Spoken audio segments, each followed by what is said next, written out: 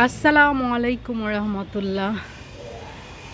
এখন বাজে সকাল প্রায় 10টা, কিন্তু আবহাওয়ার অবস্থা মানে আজকে মারাত্মক ঠান্ডা। আর ওই পাশে দেখতে পাচ্ছেন কুয়াশায় কিন্তু একদম সব ঢাকা। এই যে আমার গাছের দিয়ে অলরেডি পানি পড়ছে কুয়াশা। আজকে সিলেটে এই বছরের শীতে সর্বোচ্চ শীত। বাপরে, মেবি শৈত্যপ্রবাহ মনে হয় চলছে। উত্তরবঙ্গ ওগুলা সাইডে মানুষের কি অবস্থা আল্লাহই বলতে পারে, কারণ এই ঠান্ডাতেই মানে আমাদের অবস্থা খারাপ। সবচেয়ে বেশি খারাপ লাগছে বাচ্চাদের জন্য। ওরা এত সকালবেলা উঠে স্কুলে যাচ্ছে, আসলে এত ঠান্ডায় বাচ্চাদের স্কুলগুলো একটু বন্ধ রাখা উচিত ছিল।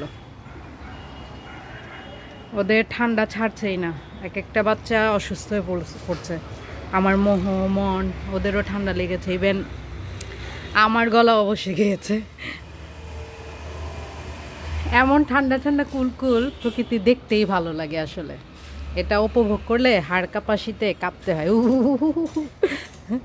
আর সকালে সকালে ওই যে বানর এসেছে, ওই যে দেখা যায় নাকি দেখি, ওই যে বানর, আল্লাহ অনেকগুলা বানর এসেছে, একদম ঝাঁকে ঝাঁকে ঝাঁক, মোটা মোটা বড় বড় বানর। এই জায়গার পাশেই হচ্ছে চাষনি মাজার। ওই মাজার থেকে এরা আসে আর এসে বাসাবাড়ির মানুষকে জ্বালায়।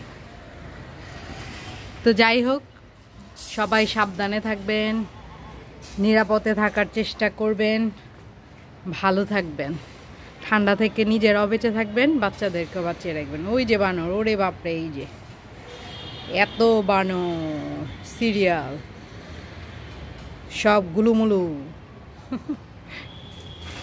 আগে বানর আমাদের বিল্ডিং আসতে, এখন আসে না।